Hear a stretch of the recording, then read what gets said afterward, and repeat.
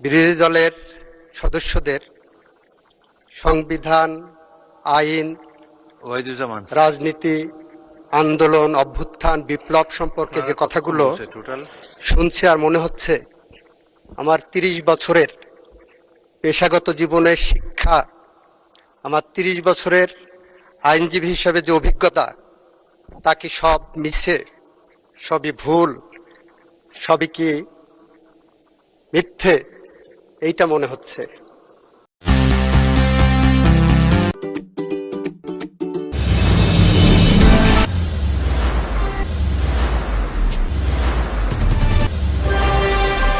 গত কয়েকদিন ধরে সোশ্যাল মিডিয়ায় এবং আজকে সংসদে বসে মাননীয় বিরোধী দলীয় নেতাদের, বিরোধী দলের সদস্যদের সংবিধান, আইন, রাজনীতি, আন্দোলন, অভ্যুত্থান, বিপ্লব সম্পর্কে যে কথাগুলো শুনছি আর মনে হচ্ছে আমার ৩০ বছরের পেশাগত জীবনের শিক্ষা, আমার ৩০ বছরের আইনজীবী হিসেবে যে অভিজ্ঞতা, তা কি সব মিছে, সবই ভুল, সবই কি মিথ্যে, এইটা মনে হচ্ছে। কিছুক্ষণের মধ্যেই আমার সম্বিত ফিরে আসার পরে মনে হলো বিরোধী দলের মাননীয় সদস্যরা ওনারা জানেনই না ওনাদের কিসের উপরে আন্দোলন বক্তব্য রাখছেন।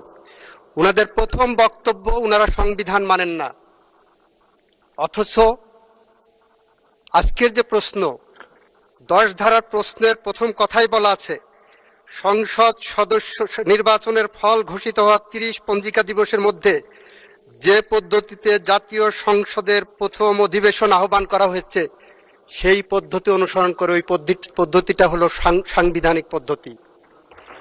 একদিকে বলবেন 72-এর সংবিধান মানবেন না, আর একদিকে পদ্ধতি নেবেন সাংবিধানিক পদ্ধতি। মাননীয় স্পিকার, আজকে আমার বিরোধী দলের সদস্যরা যে বক্তব্য দিচ্ছেন, যে শপথ নিয়েছেন, সেই শপথ নিয়েছেন, নির্বাচিত হয়েছেন ওই সংবিধানের আলোকে। ওই বিরোধী দলীয় সদস্যরা যে অধ্যাদেশের উপরে, আদেশের উপরে নির্ভর করছেন, ওই আদেশের 12 ধারাটা পড়ে দেখেন। ওনারা জুলাই সনদকে সংবিধানে জুলাই সনদ অন্তর্ভুক্ত করার ব্যবস্থা গ্রহণ করা হবে বলে সেই আইনে উল্লেখ করা হচ্ছে। সুতরাং আমাদের বুঝতে হবে 72-এর সংবিধান আমাদের কাছে বেসিস। এটা 24-এর জুলাই বিপ্লব উত্তর সময়ে, গণ অভ্যুত্থান উত্তর সময়ে এই ম্যান্ডেটটা জনগণ আমাদেরকে দিয়েছে।